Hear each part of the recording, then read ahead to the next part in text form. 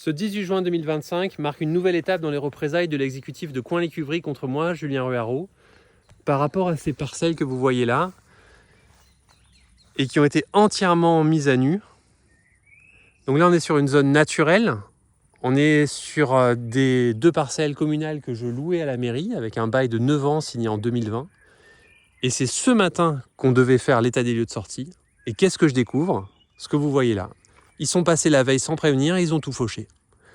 Donc ils ont zigouillé les plantations, ils ont zigouillé un hérisson, qui est une espèce protégée, dont c'était tout l'enjeu de cette zone, donc prix régional de la biodiversité, avec 10 000 € de subvention de la région Grand Est, 10 000 € de ma part pour faire tout un tas d'aménagements en faveur de la biodiversité.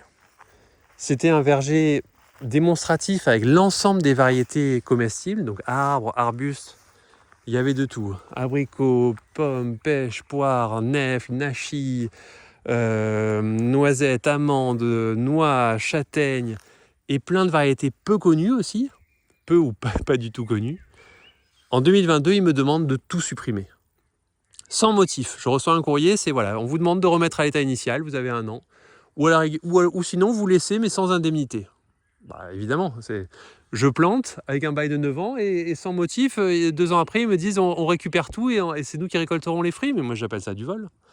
Donc mon avocat a écrit par 2 fois que c'était illégal. Le code rural empêche ce genre de résiliation de bail de 9 ans, expressément pour un verger.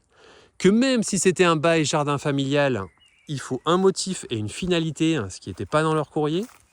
Ils n'ont jamais répondu à mon avocat.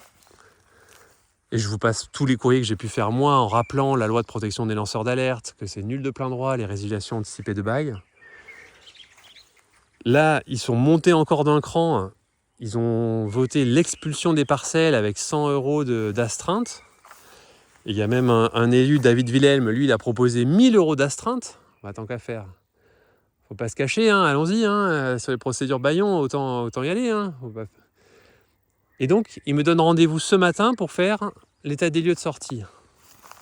Imaginez ça, la veille, un propriétaire qui rentre chez son locataire sans le prévenir et qui supprime tout. Donc là, âme sensible s'abstenir, je vais vous montrer le pauvre hérisson qui en a fait les frais.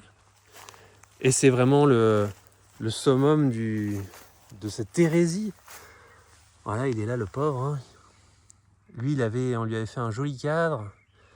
La mission hérisson de la LPO, là, on faisait dans un tunnel à empreinte avec les enfants du centre aéré du périscolaire, on avait fait des relevés. Voilà, il est tellement déchiqueté qu'il y a une partie qui s'est retrouvée projetée ici. Mais voilà, j'ai pas de mots pour décrire ça. J'ai pas de mots. C'est une malveillance, c'est un mépris de la nature. Et c'est de la pure malveillance. Depuis 2022 qu'ils ont voté la résiliation anticipée, ils n'ont jamais voté pour faire un projet à la place. Ils ont fait supprimer un investissement de 20 000 € pour un verger prix régional de biodiversité pour faire ça. Mais qu'ils le fassent à la rigueur quand ils ont récupéré les parcelles, pas avant. Parce que moi, j'avais enlevé beaucoup de choses, mais j'en avais laissé encore des plantations. Typiquement, beaucoup qui étaient là le long de cette petite forêt, en me disant, voilà, il y a une certaine cohérence à laisser ça là. Donc ici, vous voyez, là, ça c'est ce qui reste d'un noisetier. On en voit, là, il y a plusieurs tiges. Il y en a d'autres, j'arrive même plus à retrouver. Le tracteur a dû rouler dessus, on les voit même plus. Là, il y avait une série de 4 noisetiers. Et on n'en voit plus qu'un qui est ici, là. Après, il y avait quantité de petites plantes. Là, ici, je vous montre des fraises. Voilà, j'ai retrouvé quelques feuilles. Ouais, on les voit, elles étaient ici. Il y avait des fraises, en fait, tout le long là, des buttes. Il y avait aussi des framboises.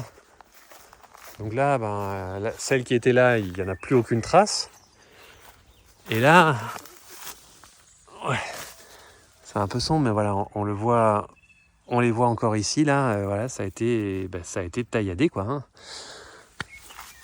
Donc ça, moi, l'idée, c'était de dire, voilà, il y a des enfants qui viennent régulièrement pour en manger. Est-ce que vous voulez que je les laisse ? Je les laisse gratuitement. Moi, j'ai tout investi pour que derrière, ça aboutisse à la commune. Mais évidemment, s'ils ne les voulaient pas, je les aurais repris. C'est des plantes que j'ai payées, que l'argent public a aussi payé pour moitié, je les aurais mis ailleurs. Donc découvrir là qu'ils sont venus la veille et qu'ils ont tout rasé, tout fauché, en n'ayant aucune connaissance voilà, aucune connaissance pour reconnaître des plantes, c'est scandaleux. Et alors je vais vous expliquer pourquoi est-ce qu'ils ont fait ça. Ils me disent, voilà, nous on veut plus voir la moindre trace de ce que tu as pu faire ici. Donc ici on voit que tu avais mis une butte, là-bas on voit que tu avais fait un peu des cercles, et ben on veut que tout ça, ça disparaisse. On ne veut plus voir la moindre trace. Alors moi je leur dis, mais attendez, il n'y a pas d'état des lieux initial. Le chemin, le terrain était tout cabossé. Comment vous voulez que je le remette? Alors la mère elle dit, tu te débrouilles, tu me fais un truc irrégulier. On ne veut plus voir qu'il y avait des traces géométriques. Le deuxième adjoint lui dit, tu vas tout aplatir. Ah oui, c'est pas. Donc là, en fait, je suis censé faire le travail que la mairie n'avait pas fait initialement. Et je rappelle que quand je suis venu sur ces parcelles en 2020, il y avait plein de déchets. Des pneus, des plastiques, des métaux, il y avait de tout.